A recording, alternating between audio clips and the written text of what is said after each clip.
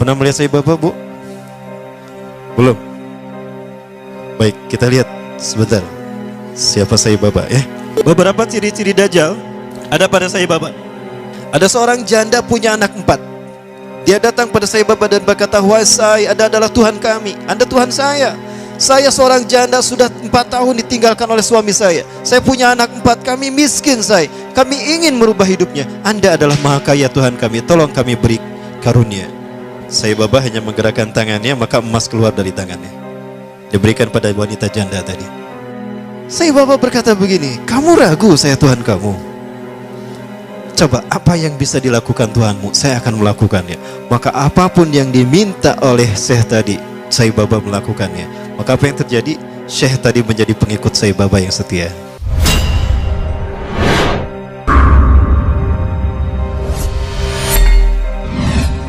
Maka jika ada manusia-manusia yang luar biasa di antara kita, itu adalah mereka yang dibentuk oleh Dajjal. Contohnya siapa? David Copperfield, David Mindfreak. Siapa lagi? Para The Master ya. Jangan salah penulisan. Ada juga Rael juga sama. Dia seseorang yang tadinya tidak tahu apa-apa, sesuatu yang orang menganggap biasa, tiba-tiba dia menjadi seseorang yang luar biasa, supranatural, luar biasa. Itu juga sama. Termasuk juga Sai Baba. Pernah melihat Sai Baba, Bu? Belum? Baik, kita lihat sebentar siapa Sai Baba ya. Beberapa ciri-ciri Dajjal ada pada Sai Baba. Yang pertama, Rasulullah SAW menyebutkan, apabila engkau melihat Dajjal, maka engkau akan melihat di kepalanya sesuatu mirip mahkota. Saya berpikir, mahkotanya seperti apa? Jangan-jangan ini nih, Brekele, itulah mahkotanya. Oh betul loh, jangan salah. Rambutnya itu mahkota Dajjal. Kemudian dari aura tatapan matanya adalah sihir. Maka siapapun yang terkena tatapan, pas tatapannya bertemu, itu maka dia ada dalam kendali Dajjal. Hatinya ada dalam genggaman Dajjal. Lihat mata Sai Baba. Dan Sai Baba selalu menggunakan pakaian yang digunakan oleh Nabi Isa, kata Rasulullah nanti. 3 warna, celupan warna merah, orange, kuning, dan putih. Sai Baba selalu menggunakan itu.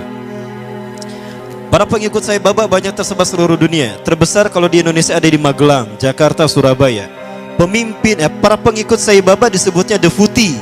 Pemimpin Deputi Indonesia, pengikut Sai Baba adalah pemimpinnya Anand Krishna. Pernah mendengar Anand Krishna ya? Masih hidup Anand Krishna? Anand Krishna ini adalah pemimpin pengikut Sai Baba. 20 ciri-ciri Dajjal ada pada Sai Baba. Nah kemudian ada pesawat di Venezuela ketika take off, baru 2000 atau 3000 kakian, itu terjadi turbulensi. Ya, pilotnya sudah pasrah saat itu. Kopilotnya keluar dan berkata, "Siapa di antara kalian yang menjadi pengikut Sai Baba?" Ternyata pramugarinya, "Saya." "Cepat berdoa untuk Sai Baba, minta kepadanya agar dia menolong kita." Maka dia kemudian masuk ke ruangan tertentu, dia berdoa kepada Sai Baba. Entah gimana doanya. Maka seketika itu pula turbulensi hilang dan pesawat itu normal kembali dan bisa mendarat di tempat tujuan, landing dalam keadaan aman. Nah ini Sai Baba.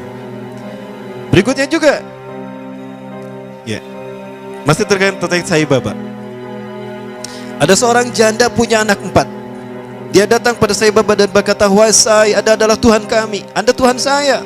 Saya seorang janda sudah 4 tahun ditinggalkan oleh suami saya. Saya punya anak 4, kami miskin Sai. Kami ingin merubah hidupnya. Anda adalah Maha Kaya Tuhan kami, tolong kami beri karunia." Sai Baba hanya menggerakkan tangannya, maka emas keluar dari tangannya. Diberikan pada wanita janda tadi. Ada seorang syekh dari Arab ingin menghujah Sai Baba. Ingat Rasulullah pernah berkata, ketika kalian melihat Dajjal, lari menjauhinya. Jangan kalian mendatanginya, karena sekuat apapun hujah kalian, jika kalian tidak yakin dengan keimanan kalian, kalian akan menjadi pengikutnya. Akan ada seseorang ketika Dajjal muncul, dia datang menghampiri Dajjal. Yahujja bihujjatihi, dia menghujah dengan kemampuan pikirnya. Fasara tabi'an lahu haqqa tabi'in. Ternyata dia menjadi pengikut Dajjal yang setia. Ini terjadi pada Sai Baba. Seorang syekh dari Arab Saudi, maaf dari Timur Tengah, saya tidak sebut Arab Saudi ya, keceletot, datang menghampiri Sai Baba. Sai Baba berkata begini, kamu ragu saya Tuhan kamu? Coba apa yang bisa dilakukan Tuhanmu, saya akan melakukannya. Maka apapun yang diminta oleh Syekh tadi, Sai Baba melakukannya. Maka apa yang terjadi? Syekh tadi menjadi pengikut Sai Baba yang setia.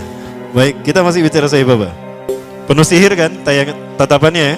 Begitulah Dajjal. Dajjal lebih dahsyat daripada ini. Suatu saat Sai Baba pernah diundang ke Amerika. Sekelompok petinggi militer angkatan darat Amerika kehilangan sebuah dokumen, dan yang tahu hanyalah seorang jenderal yang bernama Conner. Jenderal Conner ini sudah meninggal. Maka dipanggillah Sai Baba. Ketika Sai Baba datang ke jasad Jenderal Conner, dia menaburkan tepung vibuti. Nanti saya perlihatkan tepung vibutinya insyaallah. Ya. Menaburkan tepung vibuti yang langsung keluar dari tangannya entah dari mana. Maka dengan cara diusap, sebagaimana Nabi Isa AS membangunkan jasad yang sudah mati. Maka apa yang terjadi? Jenderal Conner bangun. Maka ditanya, di mana arsip itu? Oh, arsipnya di sana. Dia pergi, diantar pakai mobil, dibukakan arsipnya. Ketemu arsipnya. Itu jin yang masuk ke dalam tubuh Jenderal Conner. Kalau Nabi Musa AS menghidupkan yang sudah meninggal dalam kisah sapi betina Al-Baqarah, itu nyata betul-betul hidup. Di mana dipukul dengan sebagian dagingnya kan? Fadribuhu bi ba'diha. Pukul dengan sebagian dagingnya. Itu betul-betul hidup. Nah, dia pernah melakukan apa yang semacam hal itu ya. Jenderal Conner pun bangun. Kemudian ada hal yang menarik lagi terkait dengan Sai Baba.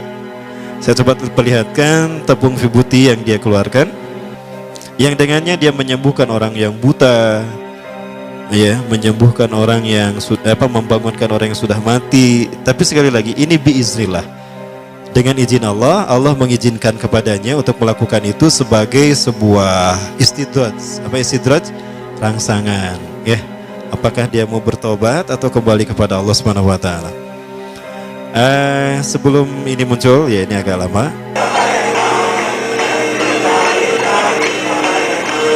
When Sai Baba removes his hand from the upturned pot, the vibhuti ash stops flowing. Seseorang berani menjual rumahnya, menjual mobilnya demi mendapatkan tepung vibuti walaupun hanya setitik saja.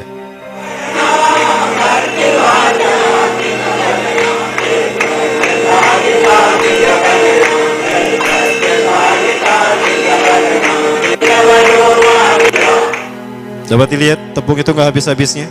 Inilah sihir dia. Nah ini dia ketika mengeluarkan emas. Itu tepung vibuti yang dia keluarkan. Ini ketika masih muda. Rasulullah SAW menyebutkan Samiri atau Dajjal itu dia mandul, tidak suka kepada lawan jenis, dan dia tidak menikah. Termasuk Sai Baba juga sama. Dia ngejomblo seumur hidup. Ya, dan dia sudah mati. Baik.